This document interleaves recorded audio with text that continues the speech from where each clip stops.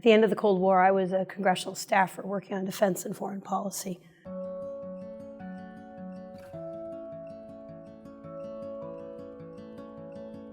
When he and Michael launched Stimson in '89, they invited me to be a part of it.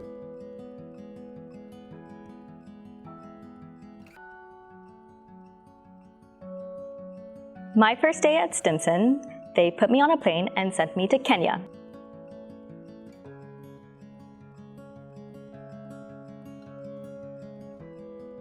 At the end of the Cold War, I was a congressional staffer working on defense and foreign policy, and the world quickly changed. Things opened up, and I saw Stimson be at the forefront of looking at some of those new issues that were coming forward.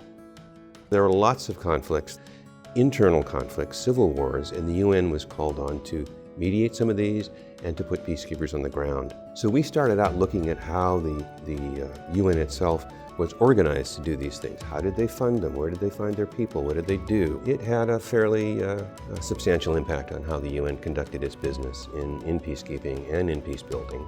I really was interested in trying to rebuild a bipartisan view on these issues, and I approached Stimson because I thought they were the kind of place that could do the deep work, but also crossing the aisle.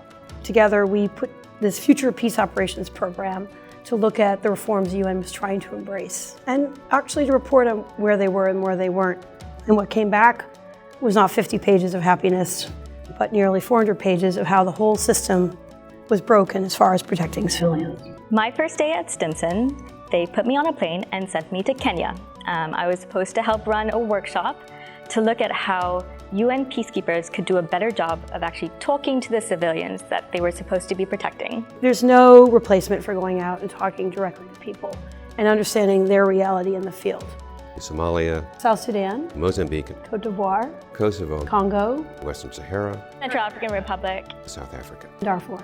If you can't live there, the best thing you can do is understand their perspective and bring it back to Washington and integrate it, not just in your research and analysis, but in the stories you tell and the understanding you have.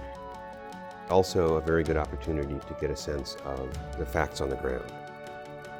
What's important about the role that Stimson plays is the way it connects the important kind of 30,000-foot policy discussion to what's happening in the field. Because we've been looking at peacekeeping and peacekeeping reform for 30 years, we have in some ways an institutional memory on some of these issues that even the people in the field may not have.